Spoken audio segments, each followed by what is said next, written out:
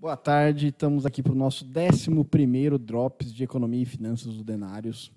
E hoje a gente vai tratar de um tema que ainda não faz parte da vida do brasileiro, mas com certeza, até o final do ano, já vai se começar a ouvir falar muito. O ano que vem, de aí em diante, vai ser tema recorrente para todos aqueles que gostam de comprar alguma coisa parcelada, financiar um carro, estão pensando em financiar uma casa. E aí a gente vai destrinchar um pouquinho o que vai mudar na vida dessas pessoas. Então, boa tarde a todos. Boa tarde, Vitor. Boa tarde, Moisés. Boa tarde aos nossos colegas que estão sempre nos acompanhando, né, Moisés? No nosso 11º Drop de Economia e Finanças, a gente vai tratar de um tema aí que está atual, que todo mundo começou a falar, que é o cadastro positivo, né? O cadastro positivo ele já existia.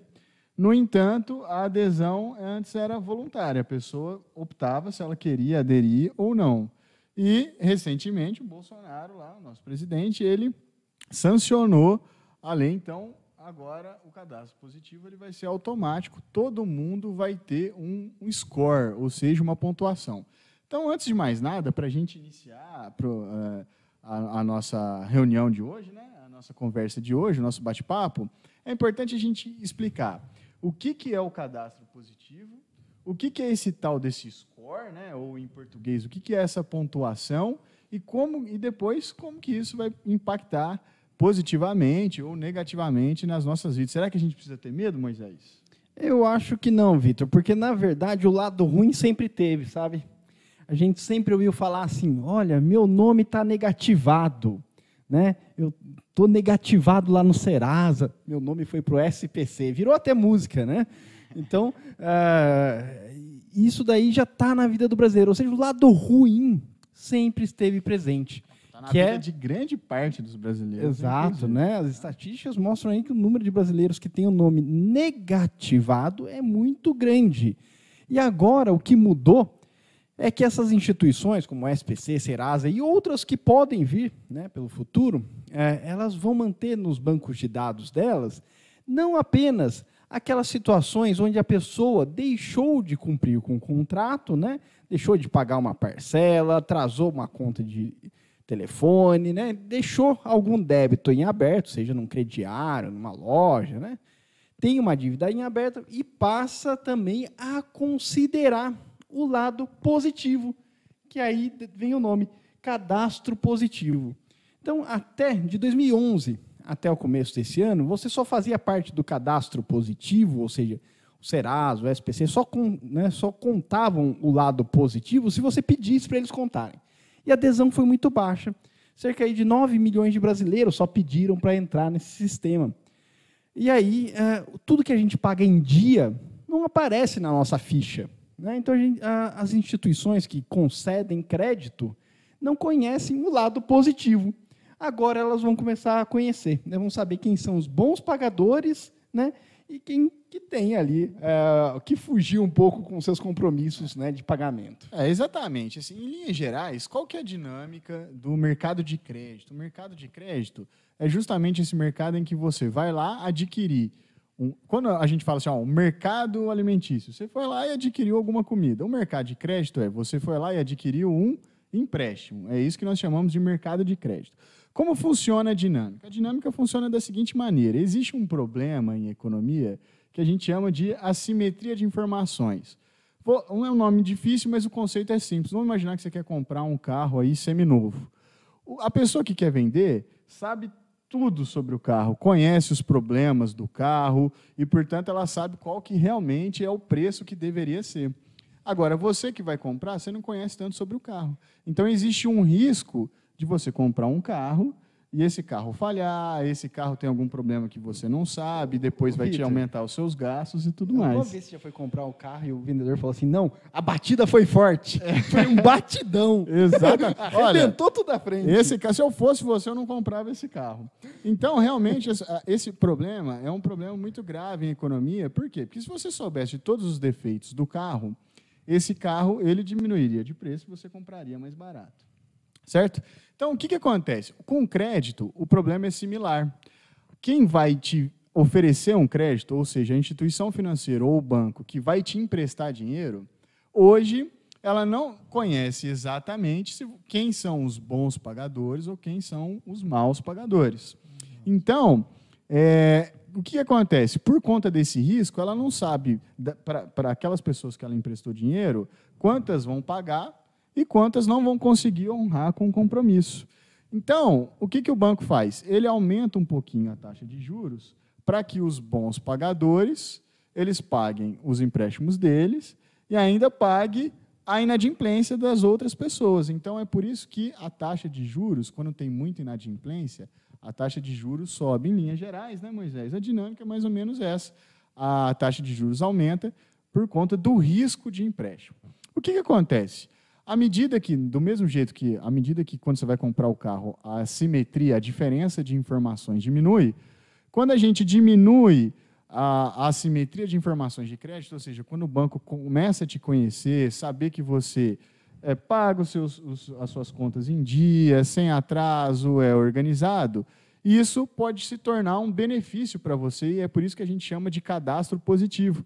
Por que positivo? Porque o banco vai começar a ter informação que a sua conta de luz, a sua conta de água, elas são pagas em dias, as suas outras contas são pagas em dias, e por isso ela sabe a competência que você tem, a capacidade de pagamento que você tem, e aí, ao saber, ela sabe exatamente para quem que ela está emprestando.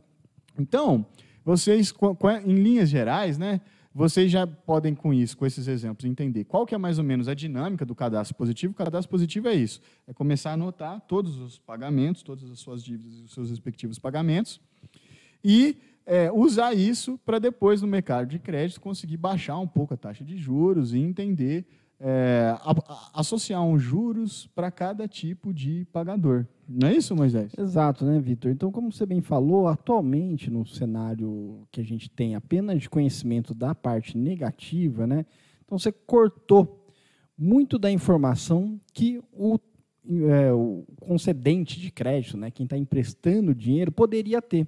Então, ele não sabe identificar as pessoas que são boas pagadoras, né? Isso aí, muitas vezes, dificulta até o acesso ao crédito.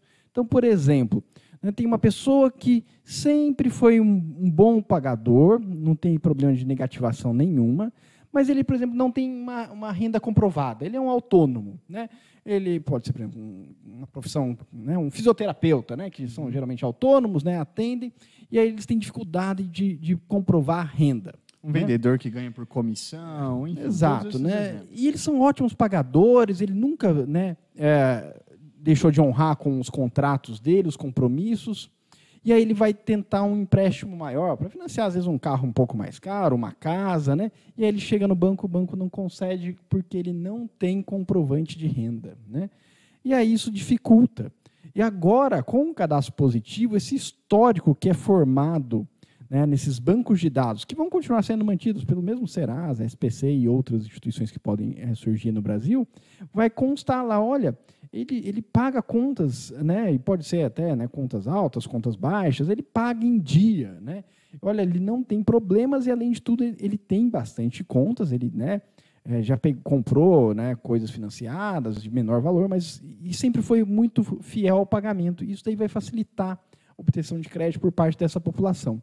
Então, na hora que você faz isso, há uma perspectiva aí de expansão de crédito, ou seja, mais pessoas vão entrar no mercado de crédito, ou seja, vão alugar dinheiro, né, pegar dinheiro emprestado. Vão ter acesso a empréstimo. Exato. Isso aí pode até afetar o PIB do país, ou seja, mais pessoas vão ter de conseguir comprar algo parcelado, financiar um carro, financiar um imóvel, ou seja, você coloca novos participantes nesse mercado.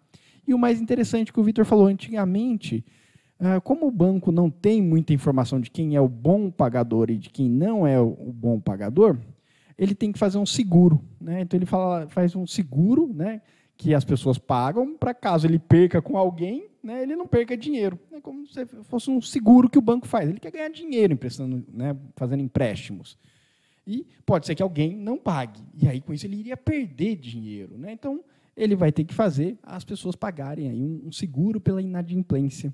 Só que esse seguro pode ser mais baixo conforme o perfil da pessoa, igual um seguro de carro, né?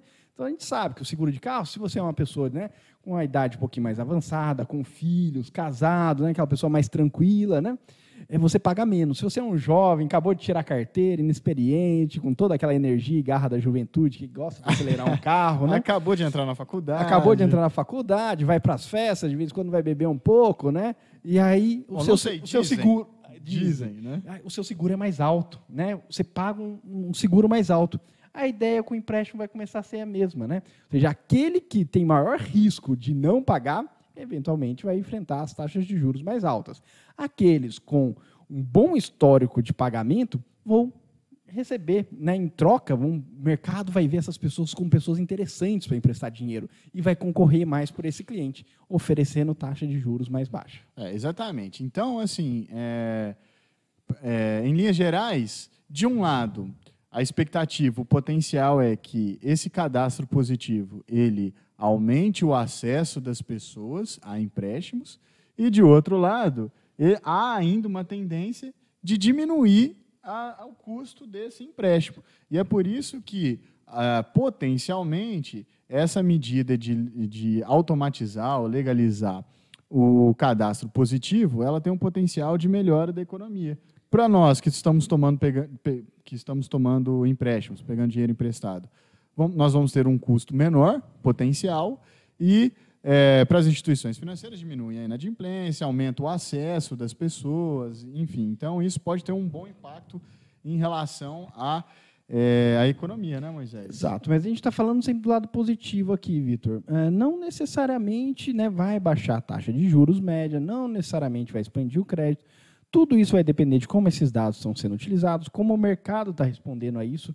E, por isso, na nossa lei foi instituído um mecanismo muito interessante, que é daqui 24 meses, o Banco Central vai ter que ir lá no Congresso e mostrar, olha, o cadastro positivo foi, de fato, positivo, né? Melhorou. Né? Exatamente. E eu acredito que sim, ele vai melhorar, porque simplesmente ele vai diminuir a simetria de informação, o que vai permitir o banco alocar o empréstimo que ele vai fazer, o dinheiro que ele tem lá guardado para emprestar para as pessoas, de uma forma mais eficiente. Vai evitar aqueles de mais alto risco e favorecer aqueles de menor risco. Provavelmente é o que mostra no resto, que aconteceu no resto do mundo, dos países que adotaram o cadastro positivo, é que a inadimplência cai muito. Por quê? Porque o banco consegue alocar melhor esses empréstimos, né?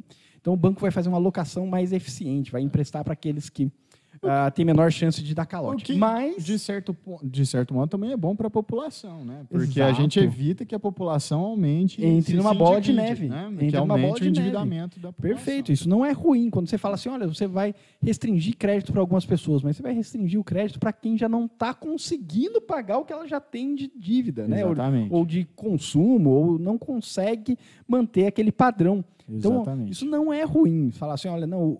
o banco diminuiu a concessão de crédito para algumas pessoas, mas para quem que ele diminuiu? Para quem não está mais em condições de adquirir novas dívidas. Isso não é ruim. É aquele momento da pessoa falar, não, eu tenho que ajustar minhas finanças pelo outro lado, pelo lado do consumo, dos gastos, né? Tem que baixar um pouco o meu padrão de consumo, de gasto, e não aumentar a minha dívida, né? Então, isso volta naquele planejamento financeiro que a gente vem discutindo desde os nossos encontros. Perfeito. Iniciais, né? Então, o que vale a pena a gente destacar é que agora, né, daqui para frente, muitas pessoas vão chegar no banco, né, buscando um financiamento de um veículo. Às vezes vai lá na loja de veículos mesmo, ele já tem lá uma representação de uma financeira, né? Comprar uma moto, vai lá na concessionária, eles já têm a financeira que trabalha com a concessionária. Em algumas situações, a resposta vai ser, olha, não vai dar para você comprar financiado porque o seu score não atingiu o valor mínimo, né? Exatamente. Ou seja, vai começar a aparecer esse nome na vida das pessoas. Vai ser a palavra da moda, vai ser score. Qual o seu score? Exato, né? Qual que é a sua pontuação no mercado de crédito? E aí vai começar, né, as pessoas entenderem um pouquinho. E dá para você acompanhar, você entrar lá no site do Serasa, você vê. Hoje mesmo, se você quiser, entra lá e pesquisa, né? Coloca o seu CPF lá, seus dados, ele vai falar, olha, o seu score hoje é de tanto, né? Exatamente. Então, vai ser um número, né? E cada financeira, né, vai dizer qual que é o valor mínimo de pontuação que ela exige para topar emprestar dinheiro para você. Então, isso vai passar a fazer parte da vida do brasileiro, ou seja, ele vai conseguir financiar algo se tiver um score bom. Isso também tem um efeito, né, de economia comportamental, porque agora as pessoas sabem, né, que se ela falhar no pagamento, o score dela baixa e ela não consegue mais financiamentos, principalmente com boas taxas de juros. Exato. Eu acho que as regras do jogo elas ficam mais claras. Transparentes. Então as pessoas elas começam a entender como elas são avaliadas. E, à medida que elas começam a entender como elas são avaliadas no processo financeiro, elas sabem quais medidas financeiras elas devem tomar para melhor posicionar elas quando elas forem buscar um financiamento. Elas vão começar a se comportar melhor, né, Exatamente. para atingir um score maior. Com um score maior, além de abrir mais linha de crédito, né, mais possibilidades de consumo usando o crédito, vai conseguir também taxas de juros mais reduzidas. Exatamente. Hoje, esse score ele já é utilizado por algumas empresas, às vezes até alguns bancos, determinados tipos de bancos virtuais, para você abrir uma conta corrente, eles dão uma verificada Perfeito. no seu... Para você conseguir um cartão de crédito, o seu score já é utilizado. O Vitor falou uma coisa muito importante, os bancos já fazem isso, né? Então, o sistema bancário, inclusive, eles trocam entre eles, né? Então, se você tem conta lá no Santander, ou no Banco do Brasil, no Bradesco, você vai ter lá uma pontuação. Tempo de relacionamento, como é que você, né, usou o seu cheque especial, se você não pagou o seu cartão de crédito, você entrou no rotativo e não pagou o rotativo. Então, tudo isso o banco está mapeando. Eles trocam essa informação entre eles. Mais uma coisa interessante do cadastro positivo da lei brasileira é que mesmo pessoas que não consomem serviços bancários, aquela pessoa que, né, nunca teve uma conta no banco, ela tem o trabalho dela, ou o negocinho dela, ela não precisa de usar serviços bancários, mas ela tem uma conta de água, ela tem uma conta de luz, né? Hoje em dia tem conta de telefone, isso aí já vai contar pontos. Então, até aquelas pessoas que não consomem serviços bancários e que já eram pontuados pelos bancos, vão passar a ter pontos contabilizados agora nesses sistemas que são independentes aí dos sistemas da rede bancária. Exatamente. Agora, olha, talvez um ponto que a população tem que começar a se atentar também em relação ao cadastro positivo, uma ressalva que deve ser feita, é a seguinte: aquele indivíduo, tal como o Moisés falou, ele não consegue comprovar a renda, mas o nome dele tá limpo, né, como se diz no linguajar comum, não está com o nome no SPC, não está com o nome no Serasa. Agora vai estar. Ele sempre... Com positivo. Com positivo. Agora o nome de todo mundo está no Serasa e no SPC. De todo mundo, né? Bom, pelo menos você não fica mais com vergonha de estar com o nome no Serasa, porque todo mundo está, né? Mas o que acontece? Aquela pessoa que ela, enfim, honra os pagamentos, água, luz, uma loja de varejo, que ela tenha comprado algum móvel, alguma coisa assim, em algum momento, por uma eventualidade, se ela teve um desequilíbrio no fluxo de caixa, apareceu uma doença, uma dívida aí que ela não esperava, uma conta, e ela se desequilibrou, e aí ela começou a atrasar algumas dessas contas básicas, isso, de algum modo, no curto prazo, isso pode ser utilizado como piora do seu score. Então, justamente no momento em que você precisa de um refinanciamento para adequar, no curto prazo, o seu fluxo de caixa, você pode conseguir, mas vai conseguir com uma taxa de juros um pouco mais elevada. Então, essa é uma ressalva que deve ser feita em relação ao cadastro positivo. Algumas análises de curto prazo, ou seja, aquele cara que precisa de um refinanciamento rápido para ajustar um fluxo de caixa por alguma eventualidade, essa pessoa pode ser que ela tenha uma taxa de juros em pior condição do que ela teria em outras condições. Mas, enfim, eu acho que a gente tem que... eu acho que a população tem que entender a dinâmica do cadastro positivo para entender o que ela deve cobrar e o que ela não deve cobrar do cadastro positivo em relação aos serviços financeiros e bancários. Ô, Vitor, e assim, até nesse exemplo que você falou, eu vou falar, viu? Eu acho que o cadastro positivo ele até ajuda, viu? Porque quando era só o negativo, que já existe, ia aparecer lá, né? Ele está devendo lá, ele não pagou a prestação da geladeira lá nas Casas Bahia, né? E isso daí manchava o nome dele de uma forma que restringia crédito para ele fortemente. Agora, com o cadastro positivo, né, as financeiras e as outras lojas vão olhar, olha, ele está devendo a prestação nas Casas Bahia, mas é uma parcela só, e ele está pagando todas as outras, né? Ele está pagando a conta de água, ele está pagando a de luz, ele está pagando a conta, o financiamento da TV, o do carro e o da casa, né? Então tem muita coisa positiva e um negativo. É que no curtíssimo prazo, o nome dele seria negativado. Isso. Já é, né? A longo prazo, ou seja, ele teria que ter uma série de pagamentos para o nome dele ser negativado e aí ele ter um impacto de crédito. Isso. Agora, não necessariamente. Exato. Antes dele ser... No ato do não pagamento, ele já tem uma diminuição de score. Exato. Então, isso, nesse sentido, no curtíssimo prazo, antes ele tinha um delay entre o nome negativo e a tomada e o impacto no empréstimo. Agora, não necessariamente. Mas eu concordo com você. À medida que você tem uma série histórica de pagamentos, e aí você vê que ele é bom pagador, bom pagador, bom pagador, bom pagador, pum, aconteceu uma eventualidade. Dilui, né? É um caso no meio de um monte. Pode ser que dilua a análise, o score dele, né? O impacto no score e conseguir o financiamento. Diluído. É bem nessa ideia mesmo, concordo com o Vitor. Tá certinho, né? Então é isso mesmo. Ele vai ter um efeito mais imediato, mas ele vai estar diluído, né? No histórico de muitos positivos, aquele não pagamento talvez tenha um peso muito menor do que o sistema atual, que é só um negativo, já toca aquela sirene fantástica e te fecha todas as portas, né? Agora, acho que o principal é o seguinte, a pessoa... existe um quê, né, Moisés, em relação à pessoa se sentir invadida por conta do cadastro positivo. E o que a gente diz em relação a isso, desde o início, o Moisés já destacou, é o seguinte, você não precisa ter vergonha, por quê? Porque se você já tinha algum problema financeiro, nada mudou. Porque o seu problema financeiro ele já estava sendo mapeado desde sempre. A diferença é que agora, além das suas dificuldades financeiras, o seu histórico de pagamentos corretos, ele também está sendo ali consultado para dar um certo equilíbrio de análise. Isso, e vale destacar, né, que essas informações elas têm, né, elas passam a seguir aí um rigor de sigilo, né, exatamente, de informação, né, que é o mesmo imposto aos bancos. Né? Então, ou seja, o Banco Central é muito rigoroso com isso, tanto é que é muito raro você escutar alguém falar, olha, vazou uma informação bancária minha, né, que eu não gostaria de que fosse divulgada e foi divulgada.